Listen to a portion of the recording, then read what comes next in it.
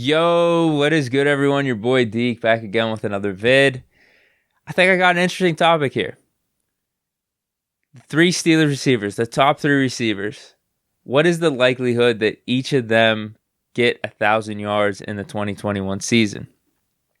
So let's start off and look at their last season. And what's crazy about it is they almost did it. Their yards were actually pretty close. Juju had 831 yards, Claypool 873 yards, and Diontae 923 yards. So let's look at some of the other factors in their favor outside of them just getting pretty damn close to it last season. Number one is Diontae Johnson and his drops. We're expecting that those shouldn't be as prevalent in 2021. He had 923 yards in 15 games. So if you just add the 16th game and say Diontae makes it full season healthy, that's 985 yards. Don't forget that last year was his second year. This is going to be his third year. We're expecting him to take another jump. We think he's a budding superstar. 985 yards in 16 games, plus the normal second to third year leap. You cut the drops in half. 1,000 yards seems like a given for Diontae Johnson. So that's number one. Number two, the misuse or lack of use of Chase Claypool the last probably 4 or 5 games of the regular season. It was unexplainable. He was on probably one of the best rookie receiver season stretches all the way up into those last 4 or 5 weeks. I think he had 11 touchdowns at that point. He had the 4-touchdown game against the Eagles. And you even combine that he played a limited role in the Giants game. 873 yards for Claypool in his rookie season. Seems like a no-brainer that he's going to hit 1,000 yards. That's literally only 130 more yards for his sophomore year if he just replicates what his rookie season production was. But you also have to add in that we're going to have an extra game, so that even seems more like a no-brainer. If Claypool's 873, you take his per-game average, you add an extra game, that becomes 927. That's if he plays the exact same his rookie season to his sophomore season. And we expect him to take another jump too. So Diontae and Claypool, in my opinion, are no-brainers for the 1,000 yards in 2021. So that leaves us with one more receiver, and that's Juju. 831 yards in 16 games, 51.1 yards per game average.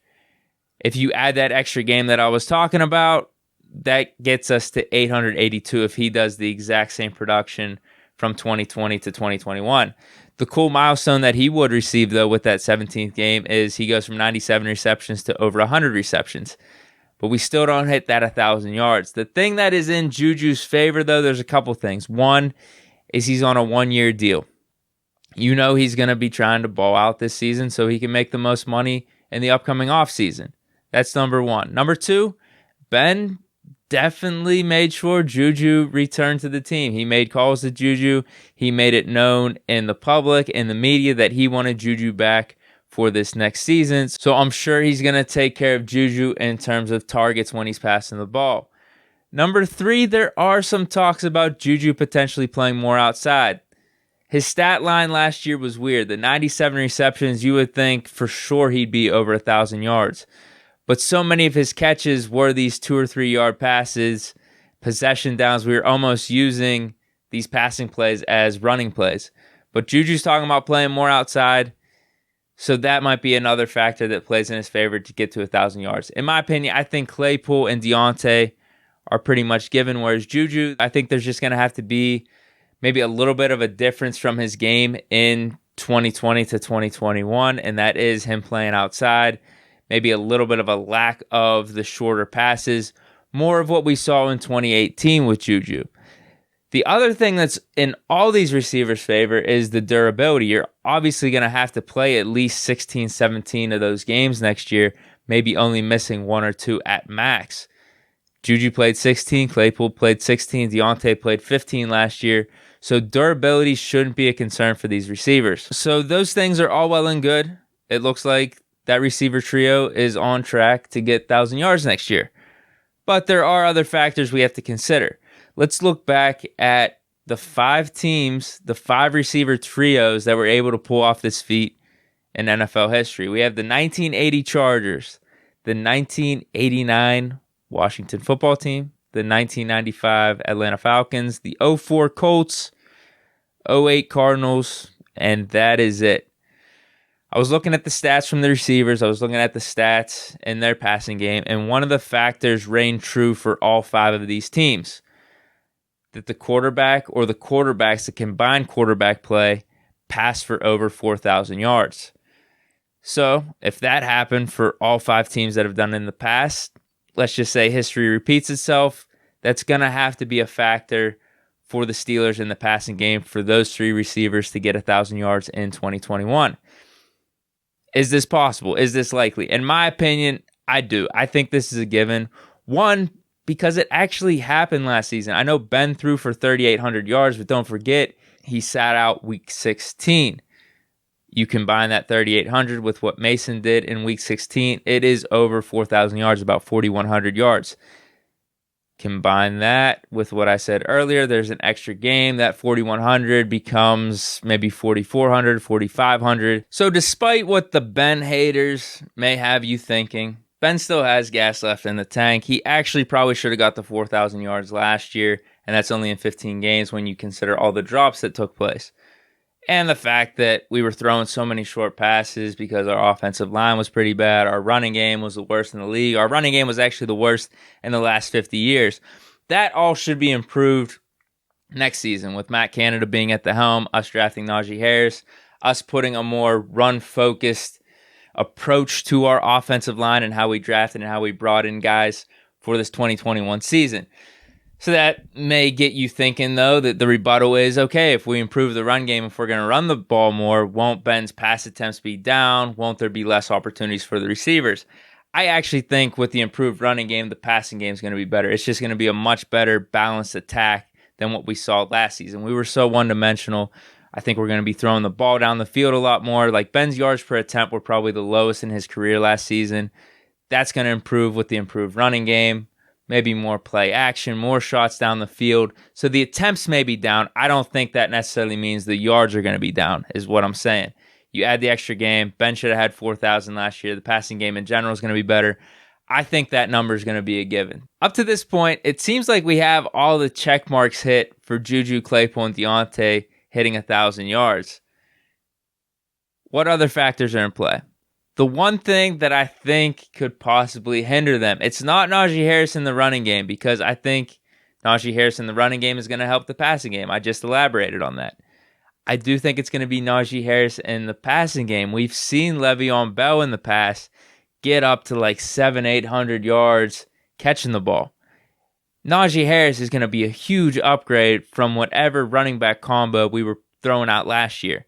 If he's on the field every game, if he's healthy throughout all 17 of these games, I think he can be getting a huge chunk of targets, maybe up to 50, 60, 70 receptions, which means he'll end up having maybe 500-600 yards. I think that's a given for Najee Harris. There's that. You combine that we have Pat Freiermuth as well. We have Eric Ebron, who's no slouch as a receiver, although he's got to get the drops down. And then James Washington. I think that's going to be the one thing maybe hindering these receivers from hitting the 1,000 yards. Not necessarily Ebron and Washington. You could throw them in the mix because they were on the roster last year. But the combination of Pat Freiermuth and then Najee Harris, I think they're going to take away from maybe this trio's amount of targets. But there are a lot of things that in their favor, just when you consider the fact that these young receivers almost pulled it off last year, and we were disappointed in the offense. We were disappointed with how the last 5 or 6 weeks played out. If we're talking about a complete turnaround, improved offensive line, and improved running game, I think that's only going to help the passing game. And these dudes are all young. We expect Diontae, we expect Claypool to make jumps. Juju's the one receiver, maybe his potential's capped a little bit, but he's hit 1,400 yards before in a season. If he stays healthy, there's a very good chance. I mean, he almost had 100 receptions last year. So this isn't completely out of question, especially when you consider we add the 17th game. The other thing I wanted to add is that the Steelers don't have a number one receiver that's going to take up so many targets like AB did in the past, or like so many other wide receiver ones around the league will take a huge amount of targets where the receiver 2 doesn't even hit 1,000 yards. With the Steelers, we question if we have a receiver one. Now, could Claypool, Diontae step up? I think they're the most likely to do that. But it's actually really feasible that each barely eclipse 1,000 yards, which is a factor that doesn't need to happen, but definitely helps the case for three receivers to get 1,000 yards. Because when we look at those 5 teams that I talked about, it was actually pretty well spread out when we're talking the distribution amongst the receivers. So the Chargers, this is when Dan Fouts threw for 4,700 yards.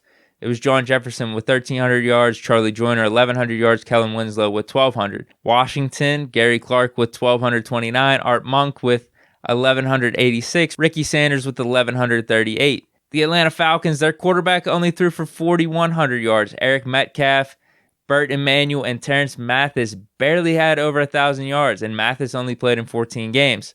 The 04 Colts, this one will surprise you. Reggie Wayne, Marvin Harrison, Brandon Stokely, their numbers were 1,200, 1,100, and 1,077 yards. I would have expected Marvin Harrison to have like 1,500 yards, and Reggie Wayne and Brandon Stokely barely making it over the mark. The 08 Cardinals, this is Fitzgerald with 1,400, Bolden with 1,000, Steve Breston with 1,000. So outside of the 08 Cardinals, these receiving totals are pretty evened out. And that's what plays into Diontae, Claypool, and Juju's favor, is that I think the distribution is going to be pretty even. We look at their totals from last year. Juju with 97 receptions, Diontae with 88, Claypool with around 63. We expect those numbers to go up. Maybe not Juju in terms of the receptions, but hopefully the yards. Claypool is going to take a jump. Diontae is going to take a jump. So will they pull it off? I think there's a good shot. I mean, you heard me lay it all out there. We get the extra game. Claypool and Diontae are going to be taking that next step. Juju's going to be playing for a contract. I think we're going to hit the 4,000 yards in the passing game. I think the offense as a whole is going to be better, much more balanced. I think the short passing attempts may still be prevalent because I think that is something in Ben's game and the Steelers' offense in the Ben era that may have been missing a little bit. Maybe we went completely overboard last year, but maybe that was out of necessity because of the crappy offensive line and the crappy run game. I still think that should be a piece in the offense. We just need to throw the ball down the field a little bit more, and if we bring that more balanced attack, that should be the case. So that's there. We don't have a bona fide number one that's going to be taking so many of the targets.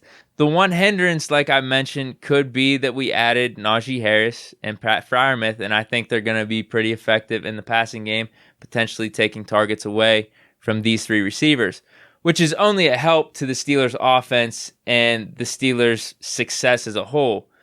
I'm just saying for this little exercise of three receivers hitting 1,000 yards, it could hurt that possibility. So I think Diontae and Claypool hit the 1,000-yard marker. I'm not sure if Juju does. Either way, I do think it is something to look forward to this season. It's something to keep in the back of our mind. This receiving core could make history. Not saying that this is the best receiving trio that we've had of all time. We've had AB, Juju, and Martavis on the team at one point. AB, Mike Wallace, Emmanuel Sanders. But this is something to look to, especially because these dudes almost did it last season. This was without the 17th game. This was with our offense being a disappointment late in the season. So let me know down in the comments if you think Diontae, Juju, and Claypool can all hit 1,000 yards in the 2021 season. What are the factors? What do you think I got right? What do you think I got wrong? Hope you enjoyed. Enjoy your Monday. Stay chilling. Peace.